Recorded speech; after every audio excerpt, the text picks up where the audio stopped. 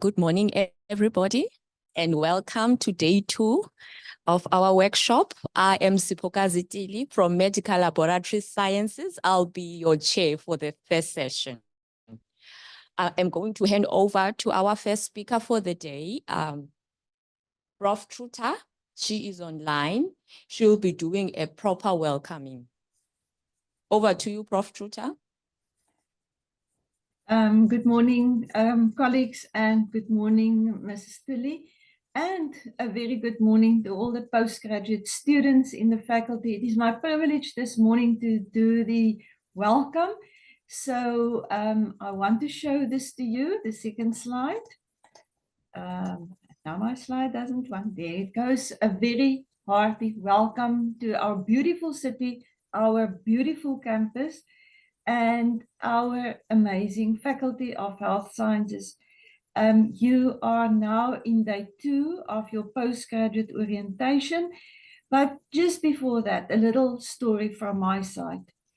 I'm telling you, I'm a distinguished professor in the Department of Pharmacy. I'm also the director of the School of Clinical Care and Medicinal Sciences, and yes, I'm part of the furniture of this faculty and this university, and so you can believe me if I say to you, exciting days are ahead for you.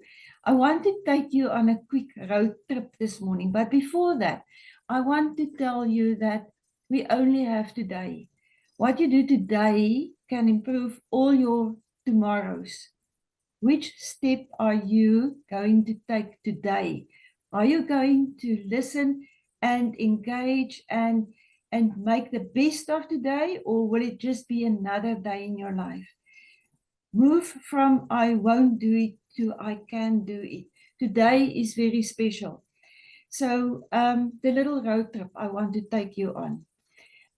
You have been introduced to the people and the systems in the Faculty of Health Sciences with respect to postgraduate research yesterday.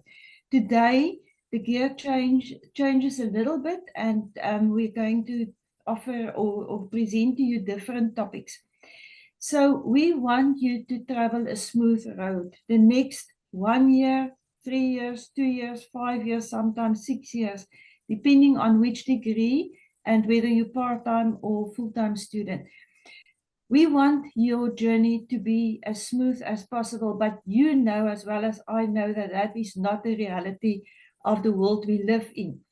So you possibly know by this stage you're going to start with writing a proposal.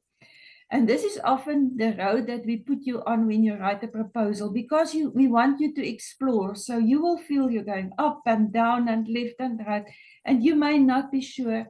And there's a reason why we put you on this road of research proposal, because it's the plan, your road map for your study that you need to put on paper and present to your colleagues and to staff members, and to the Faculty Postgrad Studies Committee, and if necessary also to the Ethics Committee that will look at it. So yes, you are entering a phase. If you're a first year postgrad student, you're entering a phase where you will hear and spend a lot of time on your research proposal. And you may feel confused at this stage. That's normal in a way, believe me. Then you will realize this is a little bit more work than what I have expected when I started this degree, because it's nice to be enrolled for a postgraduate study, but there comes also work with it. So the load will become a little bit heavier as you carry on. You will finish your research proposal and you will have your roadmap, and you will see it's not that steep. And you will start your literature review, and you will travel, and the path may become smoother. It's still challenging. It must always be challenging, otherwise we're not growing. And then you will realize, oops, now I've hit a very steep part of the road, and you're going to struggle a bit. But then your supervisors and your colleagues around you and your peers and your circle of people around you are there to help you push and help you drive that steep road, and you're going to utilize it. because this is part and parcel of being a postgrad student. And then you may feel at the stage you're now into your literature study and you're just reading, and you know sort of what your methodology is, but you feel you're going nowhere. It is just one long road. So it's 3 months. I'm spent so many hours on the library websites. I've done so much, and it feels I'm not getting anywhere. That's normal, because then you're going to hit, your literature is now sort of under control, but now you hit your data collection phase. If you do the traditional format of a research study, and you will get, the road is becoming steep again, and now it's dangerous because I've got one opportunity to do this study. And I've got one opportunity to send out this survey, or to do this focus group, or to do this experiment in the laboratory, whatever your study is about. And then you will hit potholes, many potholes. And you know, we're one of the famous cities in South Africa for our potholes. So, but we drive around them and we handle them as best as we can, because they're part of life. And literally, they are part of life if you are driving any vehicle in South Africa. And then you will reach a phase where you see the end is in sight, but I'm still not there. Steep road, but smooth road with bumps and with all the other things and the potholes and whatever, but there is an end in sight. And then the potholes may again be there, and some of the potholes may be bigger, but that's fine, because you can now navigate around them, you know how to handle them. And then you may hit the mother of all speed bumps. I've hit that when I've done 2 doctorates. My second doctorate, right at the end, I'm going to tell you just now, my big speed bump that I hit. So, but you're also going to look back, and you're going to reflect on what you've done so far, and you will realize that you had to travel this journey, because if you're not traveling this journey, you're not going to, you wouldn't have grown as an individual. You've developed new skills, and sometimes developing new skills is a painful process, but growth is painful. And that painful, we're there as supervisors and as a support network around you to try and protect you. But there are some things that will be painful on this road, will be difficult, because you need to challenge yourself to grow. You will realize that the load is quite heavy, a lot heavier than you think. You also see it's a little bit of a bigger vehicle now that you're driving, because you are now basically close to the end. And then you know that sometime you will have to put your foot on the brake or take your hand brake, because you're reaching the end and there are deadlines. Hand in before this date if you want to graduate in December or in April. But you are now on a roll. It's going well. It's a steep decline. You're going down. It's an easier road. But you're still traveling. And then you see the biggest speed bump that you've ever seen. You've left out some of your references. There's editing issues. The page numbers are not whatever. There are always at the end something. That's part of life. Even if you plan very well, these things come. What happened to me? I was already nearly ready to hand in. I was driving the lorry, the big vehicle now, and then I hit a big speed bump. About 2 weeks before I handed in my final version of my PhD thesis at Northwest University, my promoter told me, Ilse, this is fine. I'm happy with the content, but your reference list is not in the correct format. And oops, there were no, I'm a little bit older than you. We had no software, no software programs to make it easier for us to automatically put our reference list together. It was all done by hand, and it was all articles printed out in boxes or saved on a hard drive somewhere. So I was sitting for a week correcting my reference list.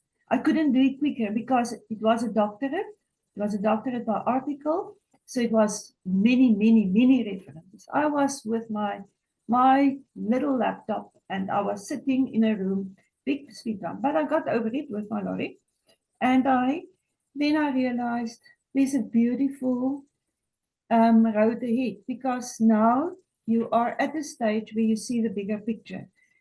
You had to travel the difficult road to get there. My advice to you this morning, go confidently in the direction of your dreams. Live the life you've imagined, but be aware of the journey, that the journey is not always easy, that you have to be challenged, that you have to have bad days and good days. Otherwise, you're not going to grow, you're not going to develop, and open yourself up to be developed so that you can walk over this stage.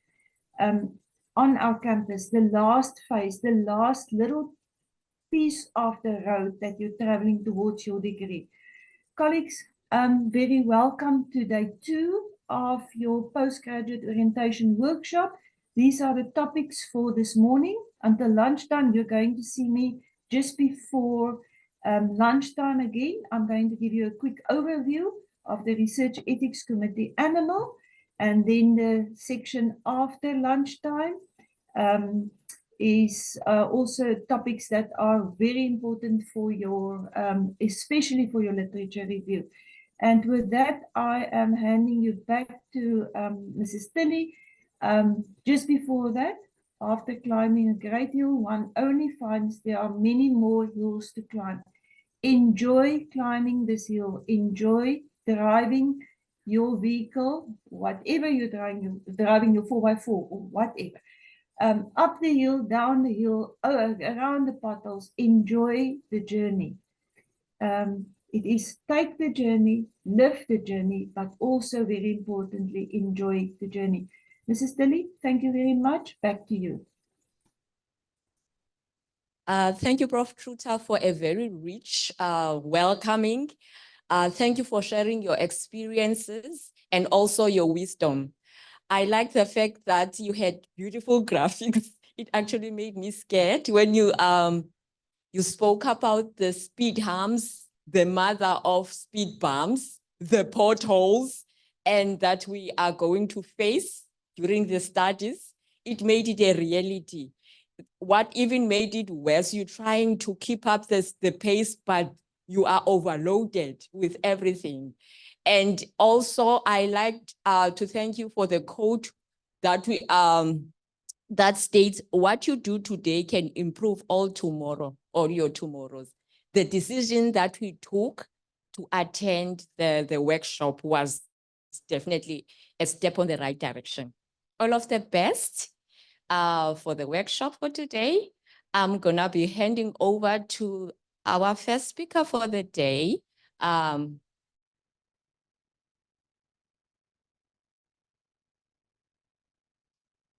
Okay, there was a hand up. Oh, yes, thank you. No, I just wanted to just to say thank you to Prof. Truta, if you can just allow me. She's been such a beacon of hope to all of us. I was a pharmacy student at NMU years back, and when I started, I didn't, it was really a bumpy, steep, and all the roads with potholes, but she gave us such encouraging words, and today we are really the product of that seed that she actually nurtured. So thank you very much. Thank you so much for your comments. Any other comments on the floor?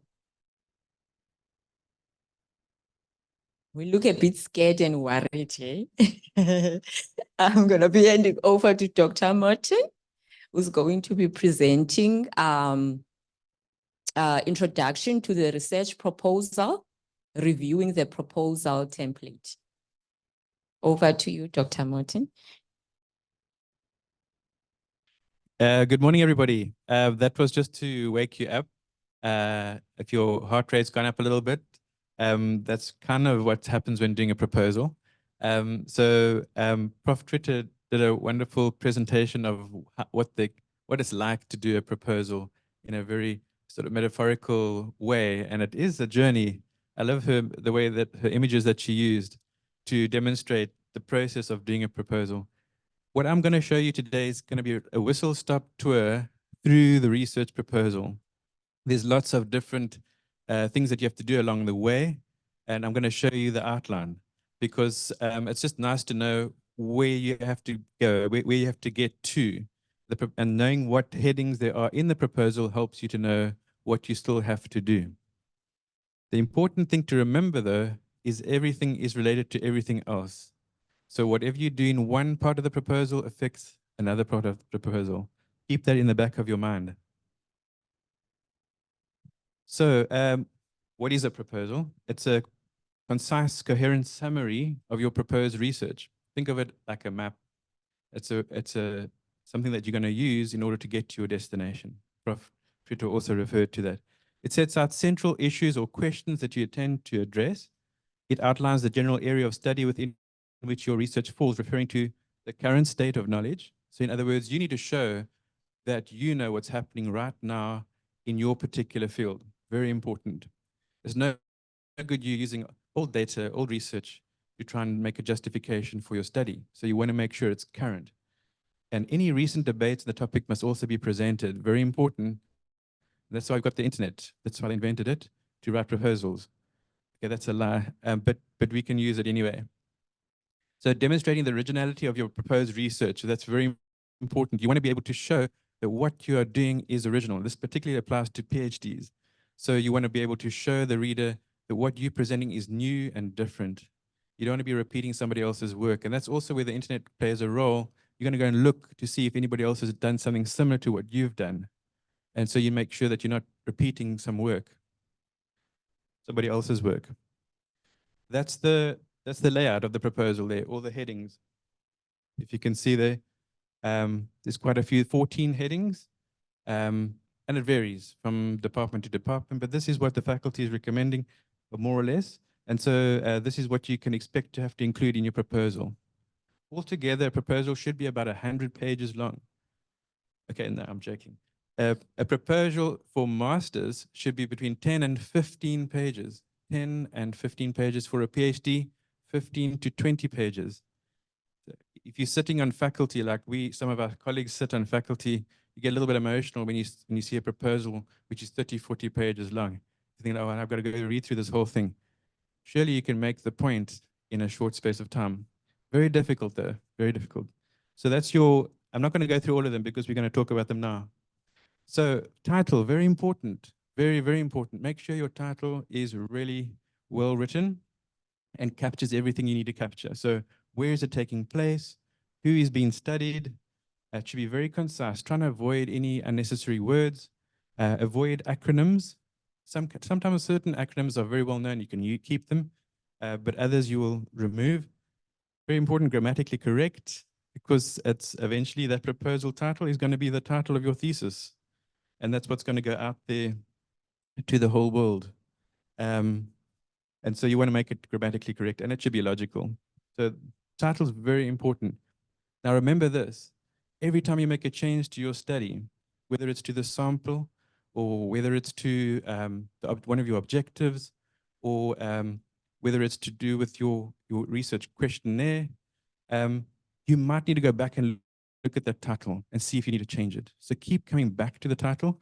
Little tip, some people do this, put the title in a header in your document. So you've got a MS Word document, put the title in the header, and it keeps you remembering where you're going. If you got, some people put the aim, you can do that as well, or the research question, but the title you can also put there.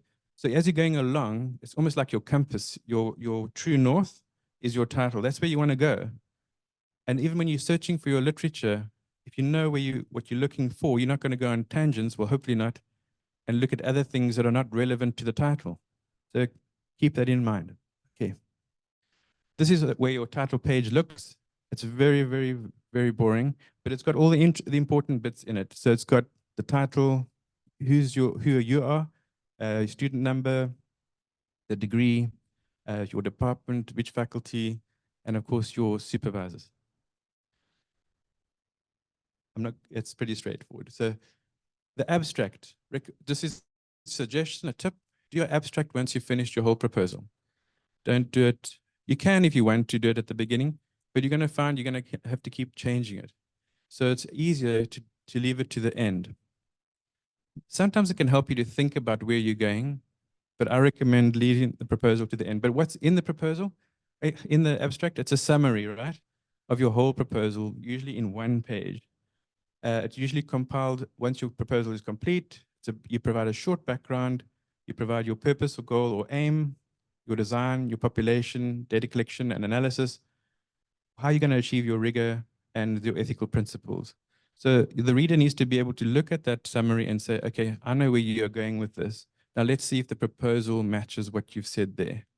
You always got to, and so once again, that's why it's better to do it at the end, is because any changes you make in your proposal needs to also be made in the abstract. And so that's very important to keep in mind. Keywords, often, this is just simply search words. So if you were doing searching for literature, these keywords is what you're going to help other people to know what to search for if they were going to search for your study. So if you imagine yourself, you've graduated and now your document is on the library portal, because that's what happens. Your thesis or dissertation goes into the library portal. People will, when they search for information, you want them to find your study. So you want to provide as many keywords, because when they upload your document onto the system, they use the keywords as pointers to your study. So if somebody in Beijing is typing away and they type in one of the keywords that you've written in there, very possible that your study will pop up in whatever database they're searching. So that's for the reason why we have the keywords. Keep them about 5 or 6, nothing more than that. You don't need more than that. And you can change them as time goes on. What we usually try and do is make the keywords different to the title, because the titles also use as a search form. So often titles, if you've got a word like, I'll just give you a random example. Professional nurse is in your title, then put registered nurse in your keyword. So you've got 2 different options. And don't forget, sometimes you've got American and you got British spelling or UK spelling. It also can give you different. So another example will be operating theater, or you might have operating room. So it's the same thing, but it's got a different, it might yield different searches. So even when you're doing your searches, don't forget those synonyms. This is just a declaration. The declaration is that you'll hand over all your money to your supervisor once you've graduated. No, I'm joking. It's just saying that you're not going to be cutting any corners when it comes to your research. It's very important that you need to sign it off, and you'll do it when you hand in your thesis. Table of contents.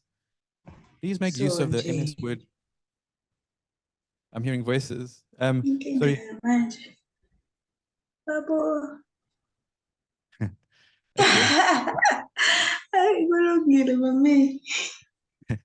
So I'm not the only one hearing the voices. Well, I hope you're having a good morning. So table of contents, make the most of the MS Word option, because if you use, and if you're not sure how to do it, speak to somebody in your department or your supervisor. If you use the MS Word table of contents, and many of you probably know it, it just speeds up everything because it's an automatic table of contents generator. When you make a change in your document, you just simply say upgrade, I forget the term, and your table of contents completely upgrades. Page numbers and headings are all adjusted. So please make use of that. So that's just an important thing there. Introduction, very simply, introduction introduces your study to the reader. It describes briefly what you will discuss in the proposal, and it's usually not more than half a page. Once again, different departments, different supervisors have different approaches. So some have a very, very clear introduction, and it's got a heading introduction on top. Others don't have that. They just have a paragraph which is used as an introduction. So that's just something that you'll talk about to your particular supervisor, who will hopefully be able to assist you there. Very important, your background must be 4 to 5 pages long. It's quite short, actually, if you think about it, particularly those who are doing PhDs. A thesis takes quite a long time. There's a lot of thought processes going into a thesis, a lot of ideas. And if you've got a number of variables, you've got to be very concise and very careful how you structure your document. Some people often have 2 proposals. They have what they call their long proposal, and then they have the short proposal, which is designed for the submission to your department. and to the faculty. So in that way, if you have a long proposal, you can then, you know that you've got the additional information, but you only put the key information into the background for your proposal. Very important, your sources in the background. Try and keep them within 5 years. It does depend on your topic. Certain topics are understudied. There may not be a lot of information available. And so it can be a challenge, but usually 45 years is around about what you want. Why is that? Is because research is constantly, people are constantly researching and data changes.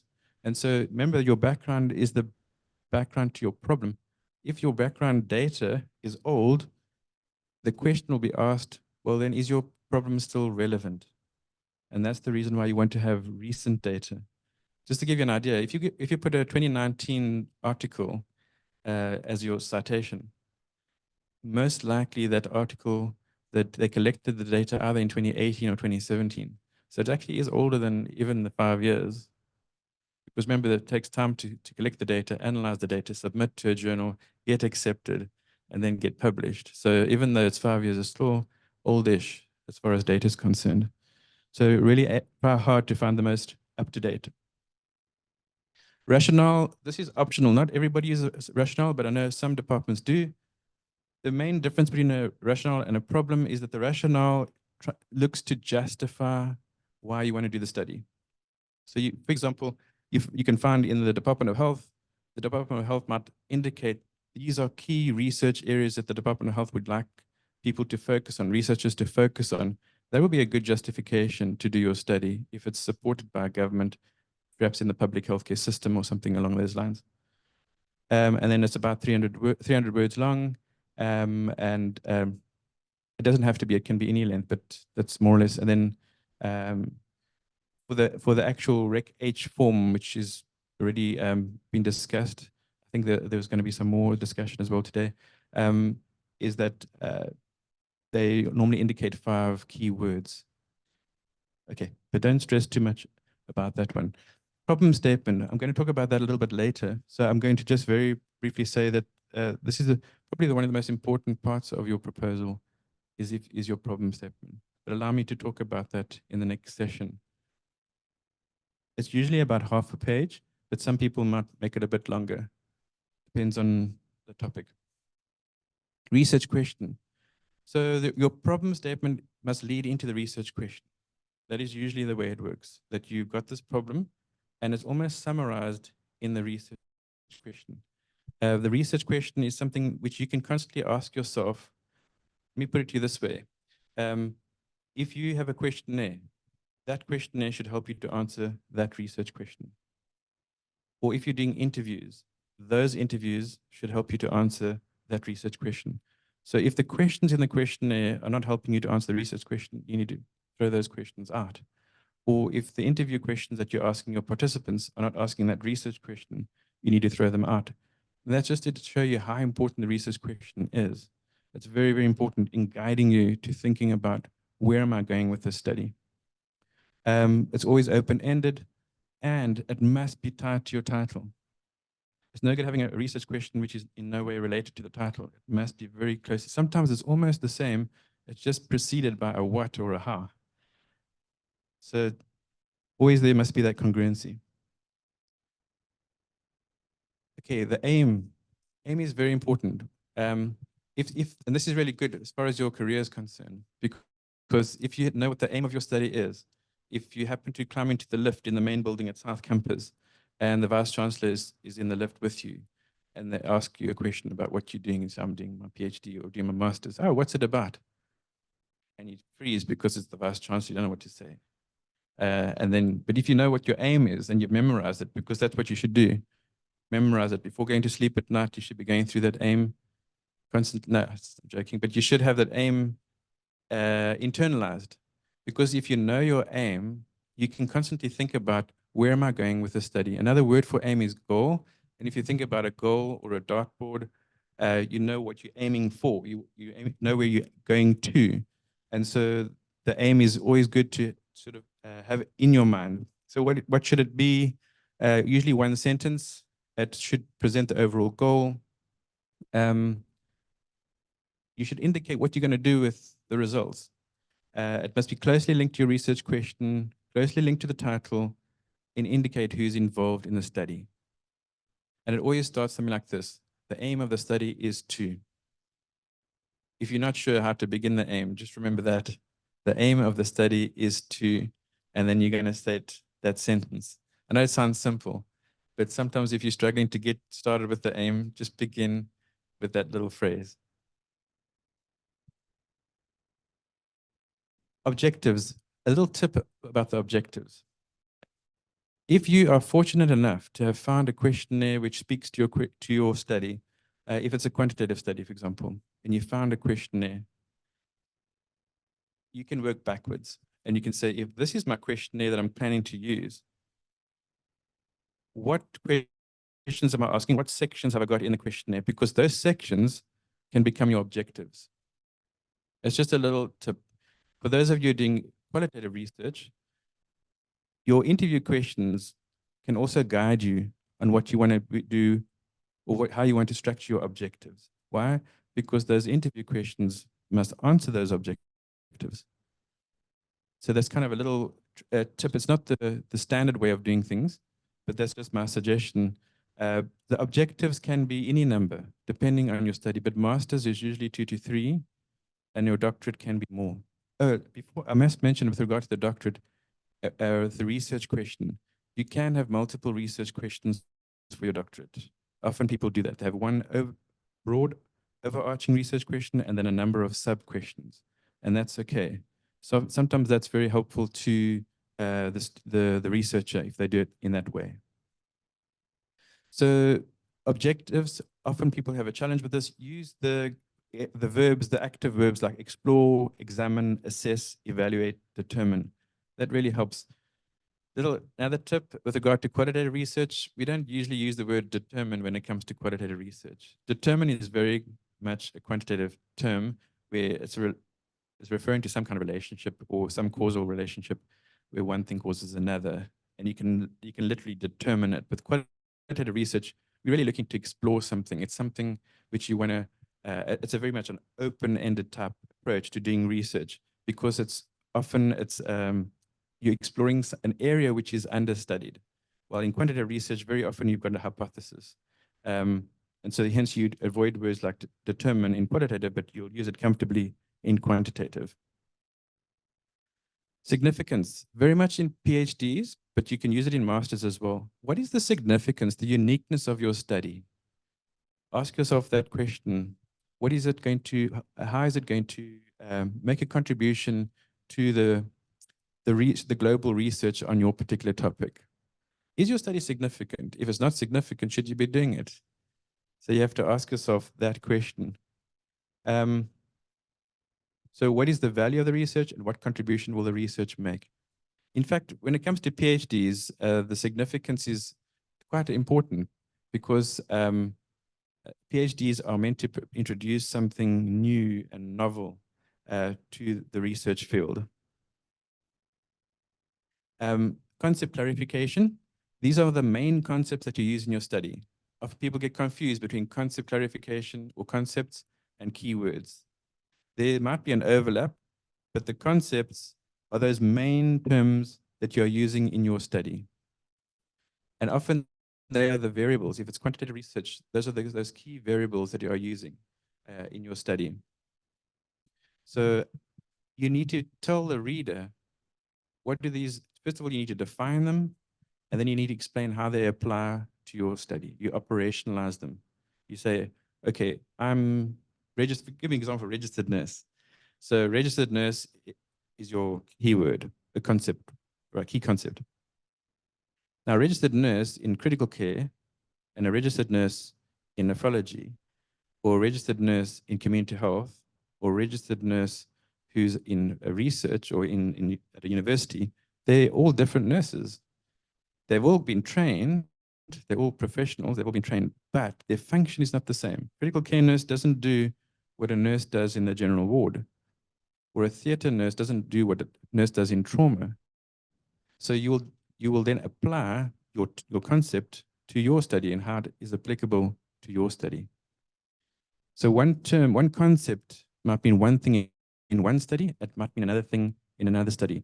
And often people like to gloss over this. They're like, yes, this is so boring. And they don't spend enough time on this. I recommend spending as much time that you spend on here as the other sections of your proposal. The concepts are very, very important. And when you're using a reference for your concept, try to use relevant references. Try not to use Scribner or some random sort of website. Use a medical dictionary or some reliable source. For example, if it's a psychological term, use a psychological dictionary or psychiatric dictionary, because that's going to be more applicable to your concept. Simple things, make sure you put them in alphabetical order. It's just why do you do it in alphabetical order? Well, you're just saying that one concept is not more important than another concept. That's the reason why you did it in alphabetical order, and it's also you're able to follow them more easily. It also demonstrates that you have certain control over your data, that you're organized. Okay, theoretical framework. I'm going to go through this quickly. So theoretical framework is the blueprint for the entire dissertation inquiry. It serves as the guide on which to build and support your study, and provides the structure to define how you will philosophically, epistemologically, methodologically, and analytically approach the dissertation as a whole. A structure that guides research by relying on a formal theory constructed by using an established, coherent explanation of certain phenomena and relationships. A selected theory or theories underpinning how you will understand and plan to research your topic, as well as the concepts and definitions from that theory that are relevant to your topic. So you'll get this. I'm not going to repeat it. You'll get this page, but it's just something nice to think about, your theoretical framework.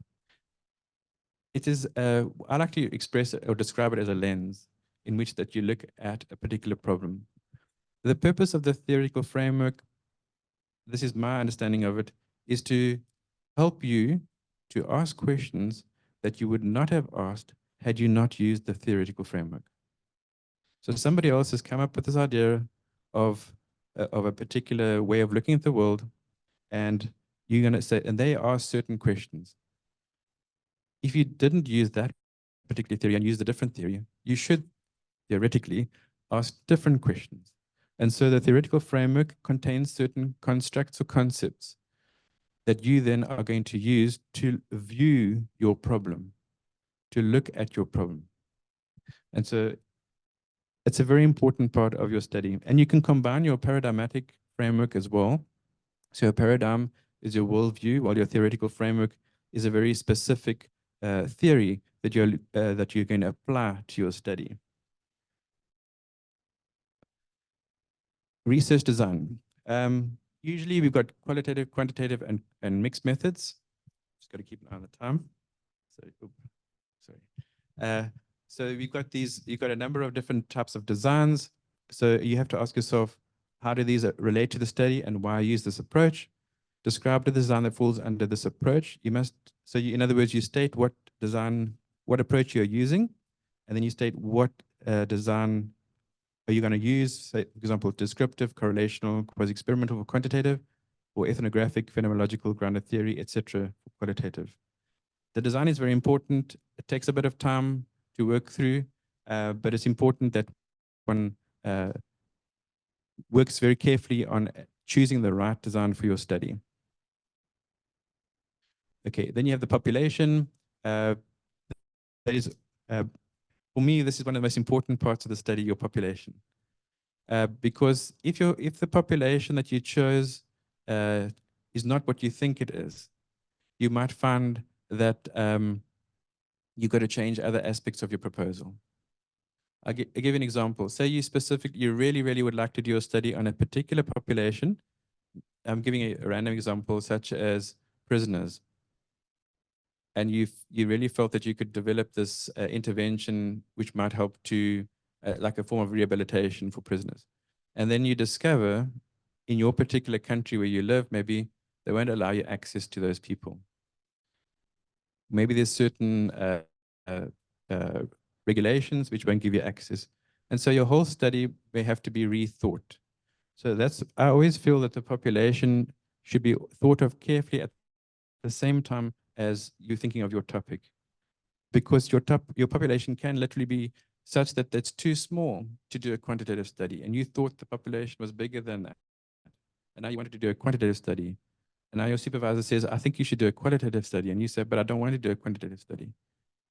So it's important to just do a little exploration to see, is your population something that is doable with a particular design you have in mind, or the particular whether you want to do a questionnaire and you think you could distribute. Then of course you must think about the scope of your research as well.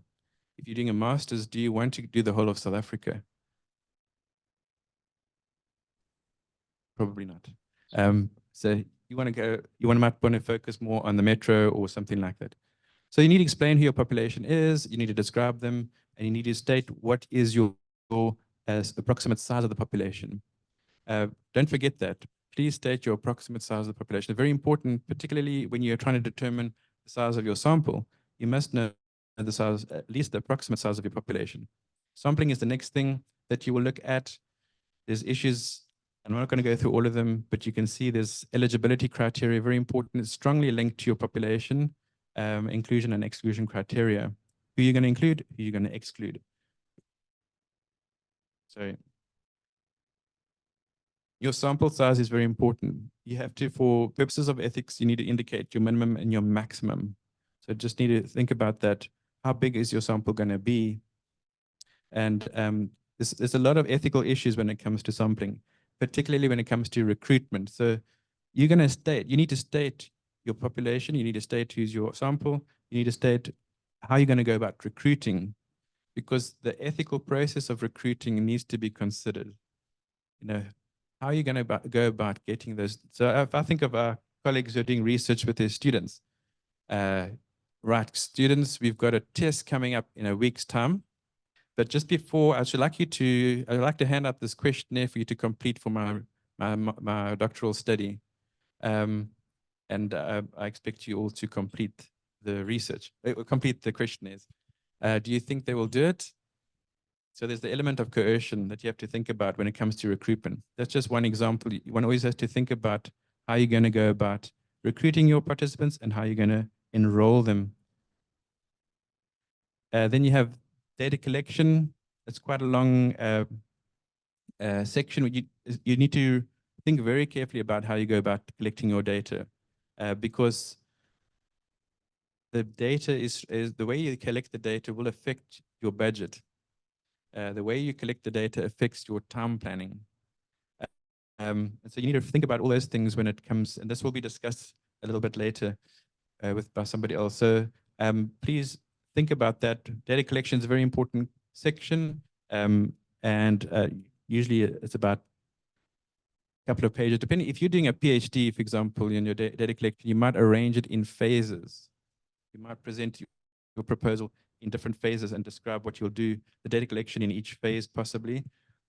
Your data analysis, of course, you've got quantitative analysis and qualitative analysis. You need to explain for quantitative analysis what variables are being investigated, what relationships are being explored, and what kind of statistical analyses you plan to do. If you're doing qualitative research, you must explain what data analysis you will be using, and there's a wide variety of qualitative forms of analysis. Pilot study, very important. You need to indicate that you are doing a pilot study or a pre-test, depending on the size of the pilot, and what is the purpose of that pilot.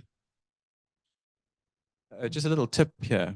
If you're doing a pilot study, say you've got a small sample, your pilot might take away some of your sample size. So just remember that if you've got, say you've only got 60 participants and you're going to do a pilot, you don't want to do a pilot of 20, that leaves you with 40 participants. So you have to think about those things. When you indicate your population, remember that the pilot might eat into your actual sample size. So keep that in the back of your mind. Reliability and validity and trustworthiness. Quantitative research, you need to describe the reliability and validity of the study. Often this is a major challenge. Spend time on this because this is about your quality, the quality of your research. And if you can find yourself a really nice questionnaire which has been validated, that really strengthens your validity and your reliability, because then you would have a Cronbach alpha already been carried out on that. Usually our pilot studies that we can't conduct a Cronbach alpha, so we can't really determine internal reliability, but you can also just explore, different aspects of the questionnaire if you are doing a quantitative study. Quantitative research, we use trustworthiness, which is a whole thing. You can look at Lincoln and Goober, and they'll explain to you how you go about ensuring or enhancing your trustworthiness. Ethical considerations, I'm not going to go into detail here because this will be dealt with. So you need to think about your ethics. It's probably the most challenging part because we've got to go through almost everybody has to go through the institutional Rec Age committee. And so we will, this is something that is discussed in this workshop. Can I give you another tip? Don't allow an ethical issue to stop you from doing your study. So if you're very determined to do a particular study and you feel that it's going to be blocked because of some ethical issue, find another way about getting around that issue. Not as in breaking any laws or anything, but I mean, it's just be creative in how you go about designing your study. But don't let it stop you. Okay, dissemination of results, very important. When you finish your study, you need to share your information. Otherwise, your research is, well, what's it going to do? Gather dust? Who's going to see it? So you need to make sure that you write articles. You need to go to conferences. But there are other ways now that you can share. You can share on online platforms. There's a journal or like a magazine called The Conversation, where people present their research so that it's accessible to the non-academic. And that's another way. And then you refer to your study in there and people will come and look for your article. So whatever you state in your proposal that you're going to do, make sure that you do it when you finish your study. And the Department of Health, for example, if you've got to get their permission, they also want your what you found, what you've discovered. So you share your information with them as well. And of course, you need to share with your participants. They need to know also what did you achieve. So work and time schedule, I'm not going to go into this because we're going to have a presentation on that, but that you need to present as well in your proposal. You also need to present your budget. And there's a lot of hidden costs. So just prepare yourself. And then briefly what proposal discussed. That's for your conclusion. References. Yeah, please make use of as Mendeley, EndNote, use all this technology just to speed things up. It's just going to make your life much easier if you can use those things. And the library offers lots of workshops on this, and it's all free. Our university is fantastic when it comes to workshops. It's all free, and if it's in person, then there's usually little treats at the back of the venue, and so there's lots of incentive to come and take part in person. But if you're online, please feel free to walk over to the kitchen. Okay, and then you've got quite a few annexures. There's letters requesting permission from your facility, from the organization, from the participant. You need to also provide your questionnaire. So all that information must be provided. Another thing that you mustn't forget, if you find a really good questionnaire online, the right thing to do is to actually contact the people who compile the questionnaire and ask them permission if you can use it. If you get permission, take that email and you put it in as an annexure in your proposal, and just to show the reader that you actually have got permission to use their particular. Sometimes there's a fee, but usually there's not. Yeah, okay. So that's the proposal. Sorry about the.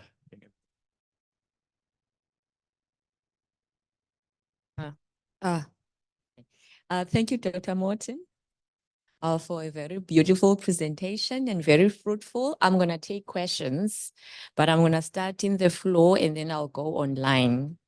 Zuki, you can just guide me if there's a hand. Any questions in the floor? Yes.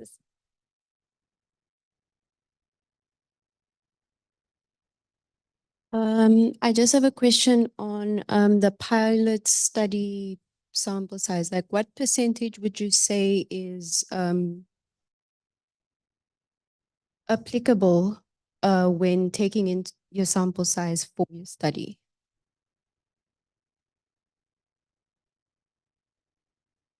Are you thinking quantitative or qualitative?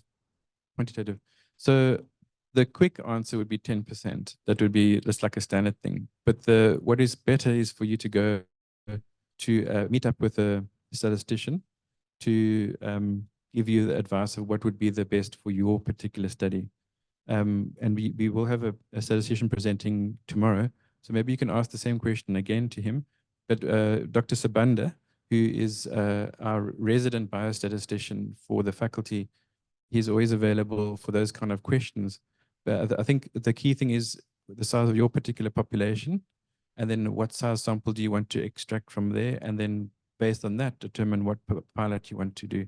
Because the bigger the pilot, it just makes your questionnaire stronger, because you're able to sort of determine whether or not the questionnaire is sort of going to get you what you want to get. It's more for validity. You have to have quite a big pilot in order to get to use it for reliability purposes, because you can't actually run a Cronbach alpha on a small pilot. Thank you so much. Any question in the floor?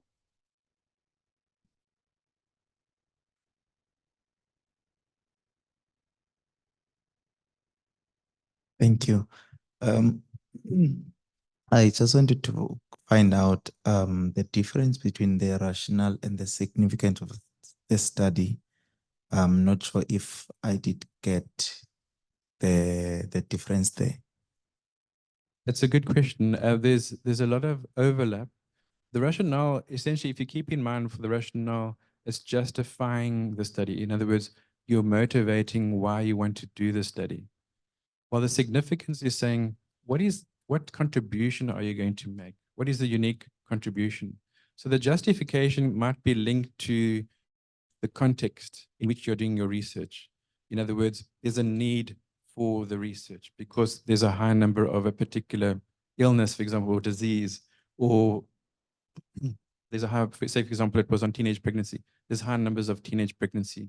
So the rationale is that you want to reduce the teenage pregnancy. The uniqueness to your study would be you're going to introduce a program. You're going to develop a program to bring down the teenage pregnancy numbers, or you're going to develop an education program for educators to prepare students to be better or more responsible. So there's a lot of the things, and it's a very good question, because a lot of the things in the proposal seem to overlap.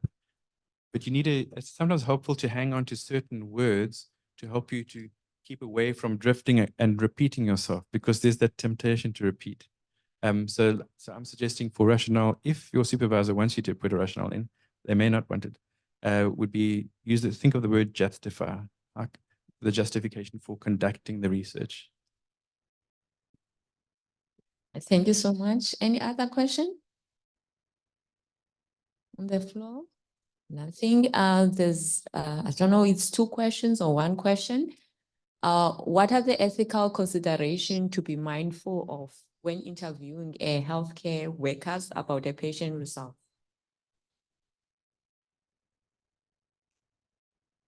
Okay, it's a very good question. What are the ethical considerations to be mindful of when interviewing healthcare workers about patient results? I would need a little bit more of an example, what sort of study that's been conducted. But what I would say, though, if I can make a short answer, is that when you are speaking to your participant, you are speaking to them in the general. So they're not going to, first of all, they must be anonymous. So you're not going to indicate, they're not anonymous. They're going to be, you're not going to reveal who they are. That's the first thing. Your participants must remain, their name must be confidential. So you're not going to share that with the reader. That's the first thing. And then when they speak about patients, you in the interview process will not mention any names if they were to mention a name. And you can say before you begin the research, before you begin the interview, please avoid mentioning individual patients' names. But yeah, I think very often when it comes to the ethics of things when it comes to interviews. It's about the reporting. So in other words, when you report on the data, that you don't reveal any details of the participant or the patient.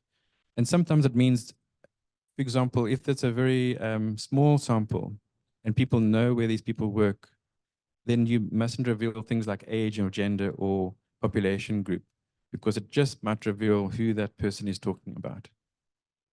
So yeah, if that helps. And the second part was, if I request patient results from a national laboratory, for example, do I need to request permission from the patients? Would the obtained permission from the Department of Health and hospital management suffice? So this is really, that sort of question, I think I must leave for later, because it's a very, very good question. So there's different answers to that question. When it comes to research, you have to be very, very careful when it comes to patient records. And it depends whether the patient records have been anonymized. So that, in other words, you don't know, I forget the term now, but you don't know what the patient's names are. You simply have their data. But not all hospitals have that function. I was going to ask Prof. Malariru to respond to that, but I think we'll leave it for the ethics discussion. But it's a very good question. So if you, Boniswa, if you don't mind asking that question again during ethics, but they're actually focusing on those kind of ethics questions, because it is, we do have, there's a range of answers to that question, but it's a very good question. Thank you, Boniswa, for very helpful questions. There is a hand also in the floor. I just want to ask, because a lot of the different sections do overlap with each other in the research proposal, do you have any tips for like not sounding too repetitive? Because I think it's very easy to like kind of just slip into a very boring, like one-toned. So yeah, I was just wondering if you do have any tips not to sound repetitive. Yeah, that's a good question. So the repetition usually happens when you're talking about the population sampling and data collection. Make sure that when you look, so does this belong to data collection? And sometimes having subheadings helps. So if you have recruitment as a subheading, so how am I going to recruit the participants? And then you might have another subheading for enrollment. How will I enroll them? And what's the difference? So recruitment means, how will I reach them? How will I get in touch with them? Always remember your gatekeepers when it comes to that. Enrollment means, okay, they've now agreed to take part, all right? How do I go about making them a part of the study? And that involves the information letter and the signing of the consent form. So I think that you constantly have to ask yourself, is what I'm writing here relevant to the heading? So if you've got a very, the heading is about data collection, am I talking about data collection here, or am I talking about ethics? Because then if it's ethics that I'm talking about, I must shift it to the ethics section. And I think that could help you if you use the headings as a guide. Constantly reading through the proposal and seeing where is the repetition. So I see, okay, I've said this twice. Where can I delete it over here and leave it over here? So it will require, I mean, I must just tell you, with the proposal, you can go through it so many times, it becomes quite tedious. So what I can also recommend is ask somebody else, a friend or somebody that you feel comfortable giving it to, when you just have a quick look and see if there's anything, if there's any repetition, is there any way I can improve on this proposal. But also reminding yourself, trying to keep it short will say, let me not write too much. And by trying to keep it short will also help you to remove unnecessary information. Okay. I don't know. This is very rich discussions, and we've gone deep into the time. So I would like to know if I can continue with the questions. Timekeeper. Maybe we can take the last two. Okay. The first, there was a hand. Fundelwa Zangwa. You can ask your question. You had your hand up. Oh, yes. Thank you, Chair, for this opportunity. one of the questions I would like to ask from Dr. Morton is to make an example of theoretical framework. It is actually sounding like a steep hill to myself. Thank you so much.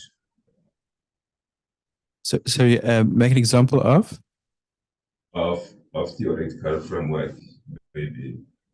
Right, okay. Okay. The one that pops into my mind, because I just looked at it recently, would be, for example, Albert Bandura's cognitive theory would be an example of a theoretical framework. And so you would look at the main concepts within Bandura, and there's three main concepts. And then you ask yourself, well, if I look at these three concepts, how do they apply to my research? So at the proposal stage, you will try and link it to your aim for your study.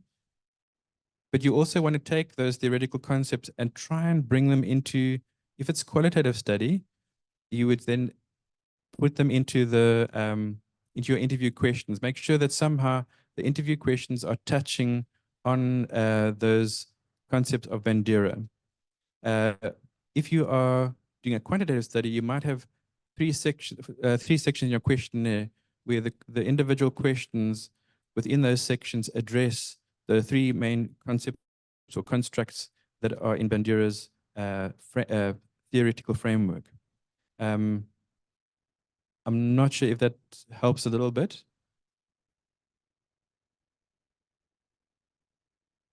Is the challenge that you're not sure, but yes, Doc. Now there is a little bit of light. Can I just say, yeah, try not to see the theoretical framework as this terrifying thing which you are afraid to engage with, but rather see it as something that is actually going to help your study and make your study stronger. There's all sorts. Basically, the theoretical framework, once you've chosen it, when you write up your thesis, it needs to appear throughout your thesis. It needs to be present in different ways, and the best way to make them present is to make sure that the theoretical framework in some way appears in your objectives, and then of course in your research questionnaire, in your questionnaire and in your interview questions, because that means your results will just implicitly reflect the framework. Okay. And then so when is it necessary to include it in a proposal as well? Yes. So what you do, you present the theoretical framework as it is presented from a literature. So sometimes you'll look for the seminal source, the original source, and then you say, okay, well, how do these concepts apply to my study? In other words, you operationalize the concepts that are being presented by the person who wrote the theory, and then you say, okay, this is how these apply in a practical sense, how these apply to my study. Okay. At least I've got a little bit of clue. Thank you. Yeah, thank you. Don't put too much pressure on yourself. Just give yourself time to work through it. And trust me, everybody struggles with it. So just give yourself time and work through it, and don't let it stop you working on other sections of the proposal. Okay, thank you. Yeah, okay. The last question is Musekene. Just a small question for thank you. masters. Okay, is it 10 to 15 pages, including references and annexes, or just the body content for the proposal? Yeah, thanks. Good question. It's 10 to 15 pages is just the body of the proposal. It doesn't include the title page. It doesn't include the table of contents. It doesn't include the annexes or the references. So it's just that the main section. Thank you. I see Bernice was asked another question. Bernice said, would you recommend having one theoretical framework and different paradigms for the objectives? No. You just one theoretical framework. So the paradigm is not the same as the theoretical framework. Paradigm is your worldview. Is it constructivism? Is it post-positivism? Is it positivism? That's your worldview of how you see the world. But the theoretical framework is that lens that you're going to look at your problem. Usually it's an educational theory. Usually within our settings, often we use educational theories, which help to speak to the specific problem at hand. While that paradigm section is just really saying, am I looking at the world, like, for example, interpretivism would be, everything's interrelated, and you know that what happens to one person affects another person, and that will be qualitative research where you emphasize relationships. So there's a distinction between, and then you can have more than one theory, okay, but it's not specifically linked to the objectives. You say you're going to have, you present your theories, maybe you have two big for a particular reason, and then you want to make sure the constructs used in both theories are also reflected in some way in the objectives, but you don't use them separately. It's you present the theory and that flows through the entire study. Thank you, Dr. Martin. We've closed the questions. So that okay, saying, I don't know if she wants. There's a hand there, but I said I was going to take the last Okay. two. So I think I will have to close because maybe Doc can answer on the chat or something. Sure. It Sure. would be better. Thank you so much for a very rich presentation. I see that you are the next presenter. Your next topic is writing up a literature background and problem statement. I'm handing over to Dr. Martin again. Thank you. Can I just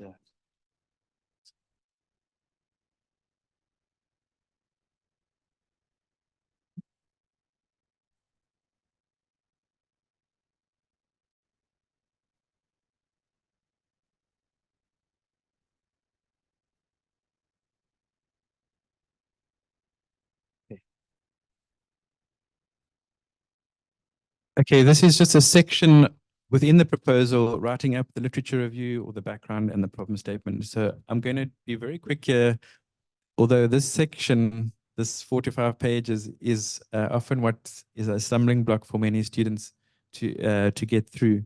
But it's very important.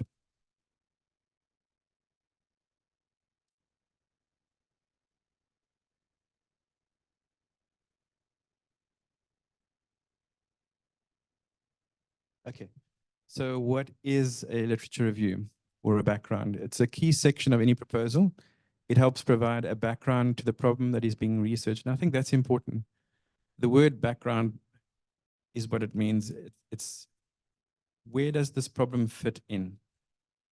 I always like to give the example of the conversation. If you see a group of people having a conversation, and the conversation's been going on for some time, maybe an hour, maybe more, and you come in and you hear a little piece of what's been discussed, and you start to make recommendations and suggestions and saying this is how things should be.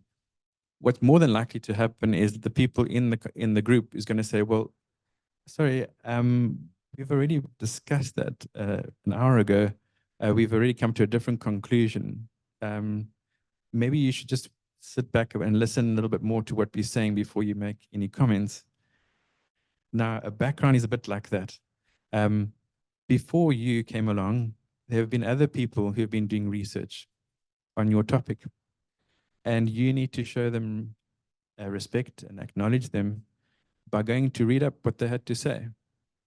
And then only once you've read up what they had to say, can then you start to make your comments and present your ideas on this particular topic.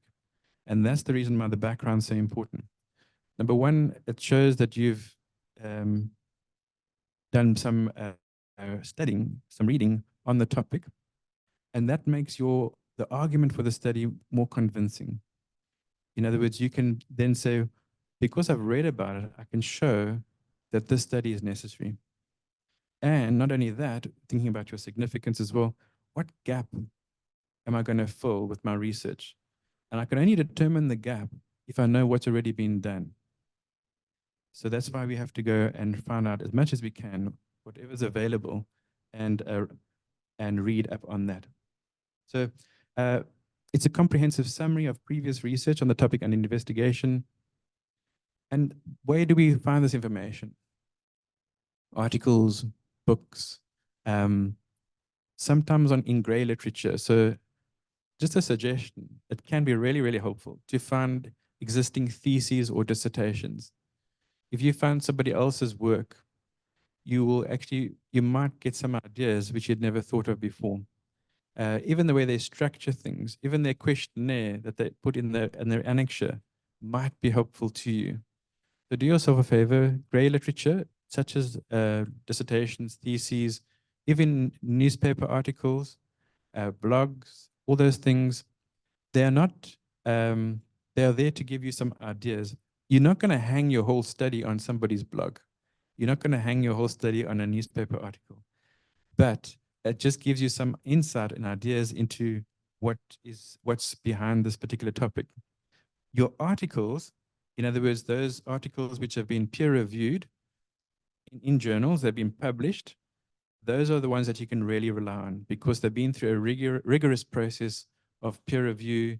And so they, from a reliability perspective, you can trust that what they're saying is probably close to 100% correct. So you can use those in your arguments.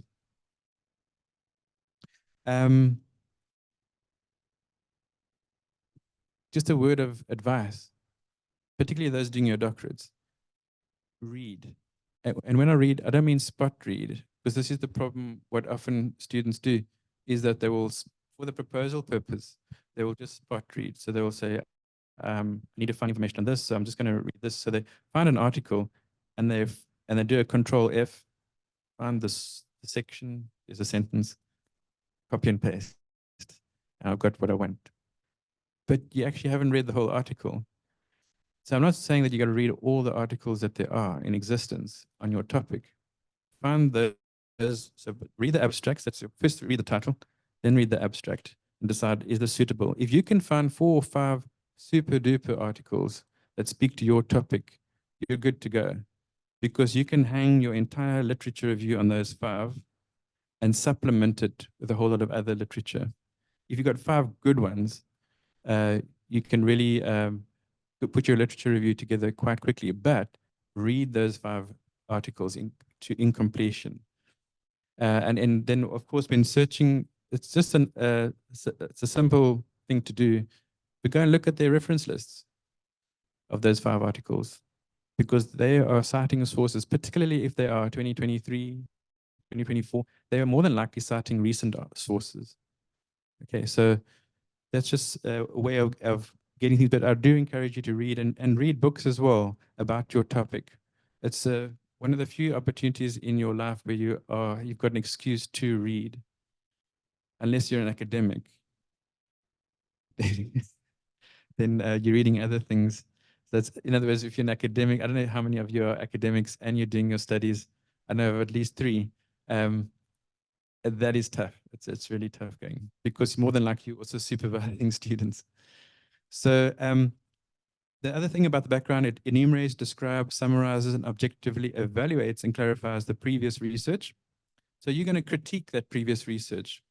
Okay, you're going to make some sort of comment. You don't need to always do it explicitly, but normally you will present an idea and then present somebody else's idea, either to support it or to possibly contradict it. It also acts as a theoretical base for the research. And when we say theoretical base, we're not talking about theoretical frameworks. We're just talking about a body of literature. And yeah, so the literature review acknowledges the work of previous researchers, as I said, and it assures the reader that your work has been well thought out. It is assumed that by mentioning a previous work in the field of study that the researcher has read, evaluated, and assimilated that work into their proposal. But nobody will come and ask you, did you read that source? I've never experienced that. Maybe I should try it sometime. It should be quite fun. But yeah, no. Okay, so it creates this landscape for the reader, giving them a fuller understanding. And then this landscape informs the reader that the researcher has indeed assimilated most of the previous significant works. And that's important.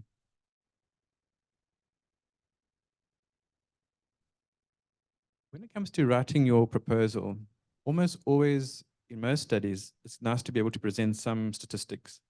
And so going global and working your way down to wherever you're doing your study, whether it's at local, is always helpful.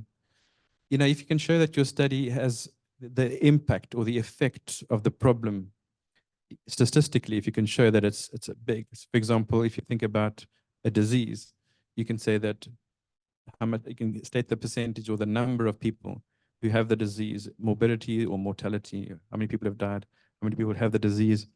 And that just makes your study stronger, doesn't it? And a little tip, I don't think that's for me.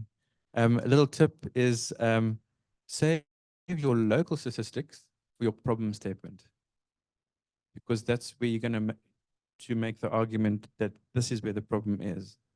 That's my suggestion, because you're not actually doing your study globally. Some people might, because if you're doing it like an online type study, but on the whole, your study is a local study. If you understand the geographical area where your study is taking place, you've got a better sense of control over that study, and your statistics must speak to that. Just a word of caution. There's no good using statistics which are 10 years old for your study, because you know things have changed. So if you only have those statistics, you must just state, this is another thing, don't forget when it comes to writing, make it clear to the reader that you know that, for example, the statistics are old. So you say, the researcher acknowledges that the statistics are 10 years old, however, these are the most recent statistics available. And this is a further justification for conducting the study. And so you turn it into you make it in your favor.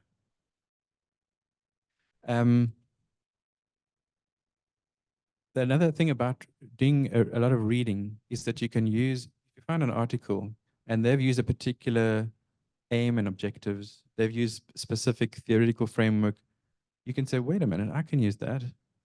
And so you can sort of take out from what other people have done and say, and adapt it and use it for your own study. You're not stealing the ideas. Those ideas are in the public domain, but you're using the ideas to give yourself new ideas, and you're building on that. If you do use something, sometimes even saying, I'm using this theoretical framework. Why? Because they used it for the same population group, and I want to use it for a similar population group, and it further justifies the use of that theory. So just read as much as you can. You can use a lot of the information that you have, but read it very critically. So what I also recommend is, if you find 4 or 5 articles, print them out, and then engage, write on them, highlight them in different colors, and you sort of make it your own. Criticize it, write in the white spaces, and say, I disagree with this, or this applies to my study. And so you really engage with the actual article. If you are more tech savvy and you like to work online, you can do the same thing online using comments. So whichever works for you. With regard to quantitative research, you can also get some ideas of what statistical, you might come to the data analysis section for your proposal and ask yourself, what kind of data analysis am I going to use? I don't know much about statistics. Go and find an article where they actually used ANOVAs or regression analysis, and say, well, they use it on the same or similar topic as mine. I can do the same. And then you ask yourself, okay, what variables am I going to be comparing? What variables did they compare? Were there any relationships that they identified? Strong, weak relationships, and so on. Another thing about the reading articles and so forth is that you come up with questions for your questionnaire, or you come up with interview questions. So a lot of articles in quantitative research will actually provide the interview question in the questionnaire. And you can say, well, I can use that. It's not exactly like my study, but I can use that phrasing. Because sometimes people, when they ask a question, they ask it like an academic, but your participant is not an academic. Your participant might be somebody who's just a patient in a hospital. They don't understand the academic terms that you're using. So you need to speak in a way that they understand it. Remember, you could be a professor sitting in a hospital, but you're a professor of economics, accounting, you don't have health literacy. So you don't understand the jargon medical jargon that you might be using. So you've got to use words which are understandable so that you can get as rich data as possible. And sometimes you can find these questions in the articles that you're reading. So I mentioned already about the critical reading. So think about when you print those documents out, that you are criticizing what you read. Don't just accept everything at face value. Just because it's been published doesn't mean it's right. It doesn't mean that they've done it properly or whatever, that they haven't made mistakes. Look at the limitations. Every article should have a section on limitations. And that's not a bad thing. All the authors are saying is, we encountered these challenges. Future researchers, take note, you might encounter the same challenges. If you see their limitations, you can perhaps put in place things to avoid those limitations from affecting your study. So read critically and think about who's writing it. Also, that's something else is if somebody's writing something and if they're funded by the People's Republic of China, sorry, the Democratic People's Republic of China, and it's a study on whatever, some medication or whatever, you have to ask yourself, is there any motivation that the government of China has in having this article published? Like, and that applies to anyone, whether it's the United States Statistics Bureau writing about some government elections. You have to question who's writing this and who sponsored the article, sorry, the study, because that affects the results. So be very critical when you read. I'm very stretched for time, so I'm going to go a little bit quicker. Just some tips about, and I'm hoping that the people on online will be able to see this, but it's just a recommendation of how you can think around things when trying to develop your background. Sometimes what I have done with students in the past, if you are on campus and you can find a whiteboard somewhere where you can write on the board with some cookies, put in the middle of the whiteboard whatever is your topic. You can choose to either put the research question or the topic. Sometimes it's just one word, or sometimes it might be a phrase, and put a circle around it. And then ask yourself, okay, what aspects speak to this topic? I'll give you, I hope you can see, I have a feeling, I'm going to read it so that people online can, I hope they can see it. But in the middle, it says well-being of nurses in public hospitals. So it's a broad statement. So what about the well-being? And this is where there's nothing wrong. You just come up with whatever pops into your head relating to that. So who can affect the well-being of nurses in public hospitals? Well, the patients can, if they are difficult patients. During COVID patients are pretty scary to nurses. That would affect their well-being. Doctors can affect the well-being of nurses. I'm sure you've heard lots of stories. Doctors can be quite tough on nurses.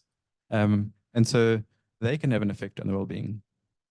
Their personal life can affect them and their well-being, even when they are, because nurses go home and they take their problems with them. And when they go back to hospital, they take their home problems with them. Issues of trust, stress, management, workload, work-life balance, supervision, workplace violence, talk about bullying and that sort of thing, horizontal, vertical violence. And of course, the lack of resources is a major factor. So we've got all these things here which can affect, which can influence the well-being. Remember, you're writing a background now, and the focus of your research is the well-being of nurses in public hospitals. You then can take the main points and subdivide them. So then you can say, okay, stress affects the well-being of nurses in public hospitals. What affects the stress? And it could be burnout, workplace violence, workload, trust. Management affects well-being. How does management get involved in affect and influence the situation? Well, there's HR. Are they doing their job properly? Is the unit manager managing the unit properly? Is the nursing services manager in control of their nurses, and so on and so on. You get role players, people who influence the nurses, support them, make life easy or difficult, hospital resources, and so on. And where am I going with this? Well,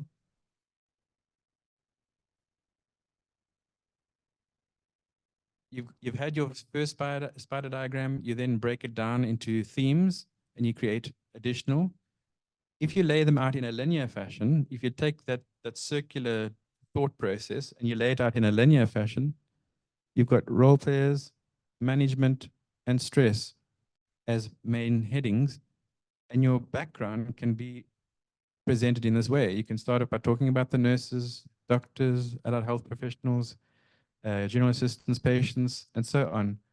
So the nice thing about working on the whiteboard is that you can rub off and rewrite, other than, unless you use a pencil, of course, and writing on a piece of paper, but it's nice to write big, and then you just take a photo of it, and then you go and put it into, when I say linear, I'm talking about in a systematic way on your piece of paper. And that's one way to quickly get yourself to a point where I've got a general idea of how I want to structure my background. This is how I'm going to arrange it. So one other thing which I sometimes say to students when it comes to writing the background is give every paragraph a heading. Not every couple of paragraphs, every paragraph. You will then remove those headings at some point. You can't have a paragraph after every heading when you present. But what it does is it forces you to say, am I answering that heading that I've written at the top there? So for example, if my heading is burnout among professional nurses, if within the heading burnout among professional nurses, I start writing about, for example, compassion fatigue, or I start writing about stress, I'm unpacking it, then you're moving away from burnout specifically. You want to stick to just that topic. So every paragraph must have its own topic and nothing more. The moment you introduce a new idea into the paragraph, you need to start a new paragraph. That is standard procedure when it comes to academic writing. So if you use headings, it can help you a lot, in my opinion. Okay, there's lots of you will receive this, but this is a little checklist for your background that you can ask yourself. Remember, it's a very creative process, and this is just a guide. It doesn't have to be cut in stone. And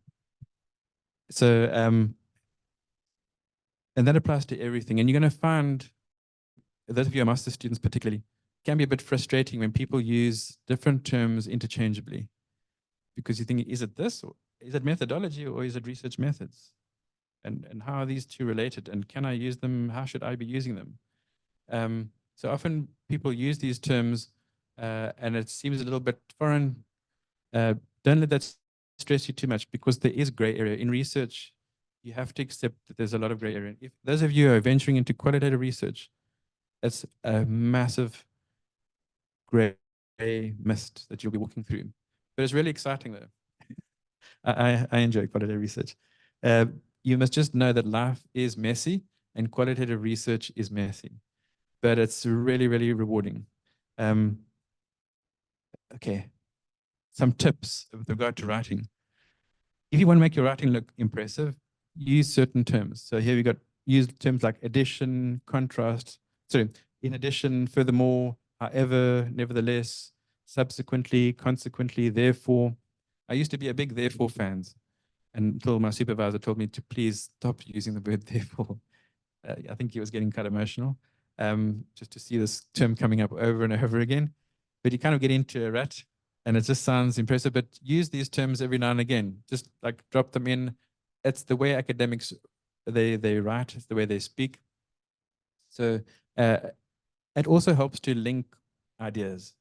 So you state something and then you say, as a result, or if you want to say, you present one person's idea and you want to present another person's idea which supports it, then you use the phrase in addition. If you are saying something negative happens and then you say, consequently, this happens. So you can do so much with these terms. Just the main thing is it's kind of like cooking. You don't want to like throw too much spices in because it kind of ruins the whole thing. So just a little bit of spice brings out the flavor. Okay, the problem statement. So there's a whole list of things that you need to think about when it comes to the problem statement. And I'm going to try and be quick with this one. But you need to bring to the reader the area of concern. Very important. When you're thinking about your research, you're not doing something which is just simply because it's interesting.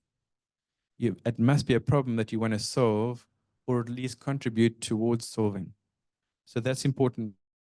You might think, I remember there was a student who wanted to do research on men supporting women during pregnancy. It was husbands specifically, or partners supporting women during the labor process. So then I said, okay, that's pretty interesting. I said, do you know if men, she was from Zimbabwe. I said, do you know if Zimbabwean men are not present during labor? And she didn't know. She wasn't sure. So I said, so you need to find out, because if they are present, then it's not a problem. So you need to explore that a little bit more. So it's important to be sure that what you're researching is indeed a problem, because what can happen, and this is not good when this happens, I've experienced this at least once with a student. They said there was a problem. I believed them because I didn't know the context. And discovered once the results came through that there was no problem. And now we had to be creative, because how do you write your results if one of your objectives was to develop guidelines on how to solve the problem, but there's no problem, and your data says there's no problem? So it's very important that you are convinced that there is a problem that needs researching. So I can't emphasize that enough. So there's a lot of things which tell us that there is a problem. I'm going to just, I know I'm just aware of the time.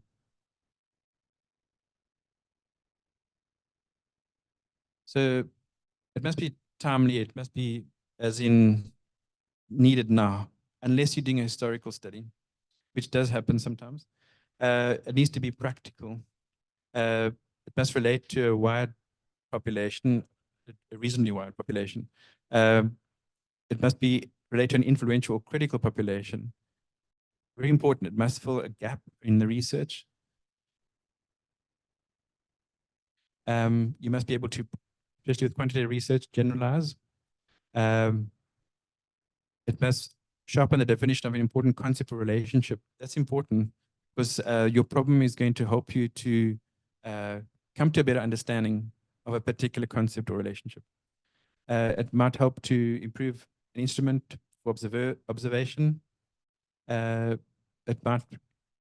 problem might lead to future research, and then there might be implications for a wide range of practical problems. In other words, there needs to be relevance.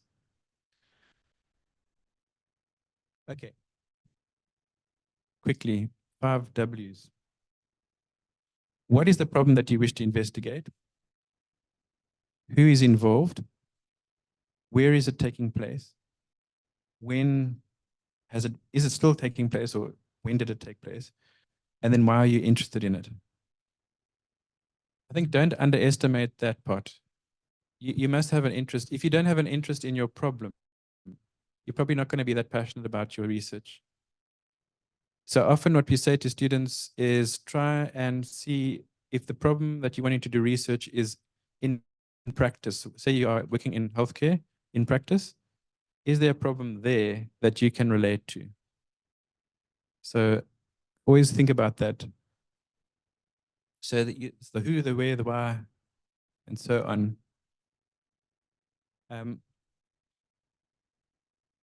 This is just a little scenario, just to give you an idea. So it's from an epidemiology book. You have a 3-year-old Sipho who's playing in stagnant water, and because he's 3, he's playing and pretending to drink and whatever in the pool of stagnant water. Sipho then gets diarrhea. Then his mother tries to care for him in the best way that she can, in considering her circumstances. He doesn't improve, and so they call for the ambulance, and Sipho passes away on the way to the hospital. So it's quite a grim picture. But you can agree that there's a problem here in the setting. Okay. So what some people suggest, and I'm not saying you have to do this, but what some people do is they say, well, what if the situation was different? What is, if the ideal situation would be surely that Sipho is not playing in stagnant water, that there is no stagnant water around where Sipho lives. That would be ideal. Another ideal situation would be, well, that Sipho's mum is able to identify when a problem is serious. So there's an issue about, educating, nurses are big into this, educating the community on being able to identify when something's serious. And we don't know about the journey. Maybe Sipho lives very far from the nearest facility. And time is a major issue, particularly when it comes to pregnancy and labor. It's a major issue. So there's lots of factors. So what sometimes people do is that they present the ideal situation. And what that does is it helps you as the researcher to think about the opposite of it is the problem. See if I can say, this is how it should be, but this is how it is in reality. And this, I'm going to have to move across here. This was just slightly in the way. So if you don't mind, I'm just going to read it to you. Caring for children in under-resourced areas is often a major challenge for mothers. Ideally, children should have access to fresh, potable drinking water. They should have access to basic sanitation and live in communities where waste is carefully managed. In addition, they should have access to nutritional food sources with zinc and vitamin A that will ensure that they develop optimally, and mothers should ideally breastfeed their children. Conditions such as diarrhea could be avoided if the above factors are in place. Now, you don't have to write that in your problem statement if you prefer not to, but you can write it on a separate piece of paper as a reminder of what the ideal situation should be. Then you shift now, and it's a very short problem statement. So, however, the researcher who is a professional nurse, now this is where the personal connection with your problem is occurring. The researcher is a professional nurse working at a primary healthcare clinic, and you can state the area, in a deep rural district in the Eastern Cape, has observed high numbers of children being brought to the clinic with diarrhea. So as a nurse, you have observed there's this problem. There's been high numbers of children being brought in. So something's out there is not right. And then, remember I spoke about using local statistics in your problem statement to strengthen your problem. So you say, according to the district health barometer in 2020, diarrhea was the 4th leading cause of death in that particular district. So the last thing about the district health barometer is it is very specific when it comes to districts. So you can actually indicate the municipality. The clinic statistics, and again, this is now where, say you're a nurse and you're working in a particular clinic, you can actually state that the clinic statistics also reveals this diarrhea incidence for young children to be 2.2 episodes per year. So the research has also discussed the problem with fellow nurses at the clinic, and they express frustration that children are often brought to the clinic very late, requiring them to be referred to the district hospital. So in other words, the nurses, because they're brought so late, the nurses can't do anything for them. It's become so serious. And so they get referred upwards. And so this leads to the research question. And so that is just an example of what a problem statement can look like. But you can see the who, the professional nurse, the where is in the clinic in deep rural district. And you can also see what has been discussed, the issue of diarrhea. And so the different W's are present in the problem. You can make your problem statement longer, particularly those PhD students who are having perhaps a more complex research problem, more complex issue with multiple variables. That you can make it as long as necessary, but you don't want to really go beyond a page if you can avoid it. You should have covered a lot of the issues already in your background. You just want to focus on those main things which illustrate that, yes, and you want to convince the reader that there is indeed a problem that needs to be researched. Almost always in our department, that the problem statement gets sent back to the student and we say, please relook at that, because we're not quite convinced that you know what the problem is. We think you're on track. We think that you do have a problem, but we're not sure that you are showing that you understand what the problem is. Okay, so on that note, I am going to release you, unless there's any questions.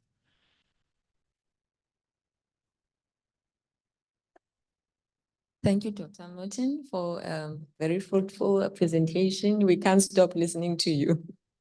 I'm going to ask questions from the floor, and then maybe Zuki can help me online questions. Any questions?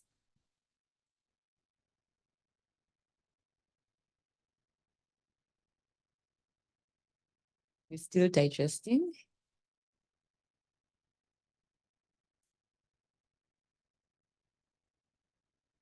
Crystal clear? No questions? Online? Nothing. Lots of questions. I think they're exhausted. I think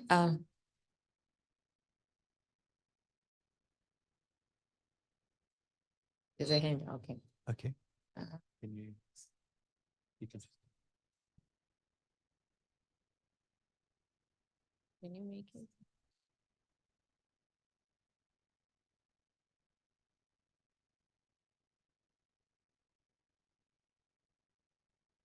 Is it an old hand? There is hand. Mokaseng. You can unmute Mokaseng. Oh, thank you. Thank you, Prof, for a detailed explanation. You mentioned in your presentation about the problem statement that sometimes you need to really determine, is there a problem? I just want to inquire, when you write, maybe you go through literature review, but you actually want to emphasize the relevance of the problem, but you don't actually find it in the literature review. If you go actually maybe to the certain establishments themselves and speak to maybe I'll say the clinicians, and they identify that yes, there is a problem, even though you couldn't identify it in the literature review, how do you go about to justify that I'm doing this research because the problem was actually mentioned when I was just consulting the clinicians in the initial stages? How do you go about that? And then the second follow-up question to that is, so maybe the study, you want to collect your data from the actual prescriptions, but to actually make the problem more relevant, you want to put in the areas that were identified by the clinicians as the problem. Do you develop a second questionnaire to where you can ask the clinicians to just fill in that to get more data collection to substantiate the fact that there is a problem, or the fact that you have mentioned in the beginning that you had not necessarily interviewed, but you had consulted them at the beginning and they identified the problem? Is that sufficient enough, or you will actually now need a different questionnaire to the data collection tool that you have initially constructed? Thank you. Yeah, thank you for the question. So yes, what people often do is you do normally find the problem in your day-to-day practice that usually inspires people to begin the research. So sometimes it's actually the other way around. So you find the problem that you think there's a problem, and then you go and look for the literature. There can be occasions when you don't think there's any literature that speaks to the problem. I had an experience like that with one of the radiography students because there was very little data on this particular problem within the radiography field. So the different aspects of the problem were not all radiography specific. So he was able to go and look for literature from other disciplines to speak to the problem, that it might be happening elsewhere in other settings, but it's also relevant to the study that you're conducting. So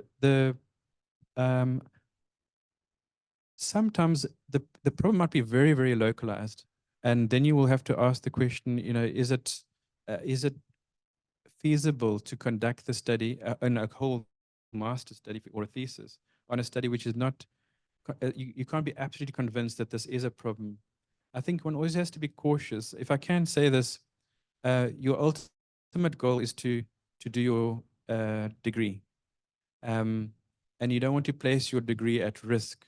Should the study that you think is of interest to you not be, you're not wholly convinced that the problem is sufficiently worth exploring. So that might also just make you feel, say, maybe I need to adjust my focus. When it comes to the problem, asking within the question about the problem, what I would say is informal discussions rather. You could conduct informal discussions, preferably not with your specific sample.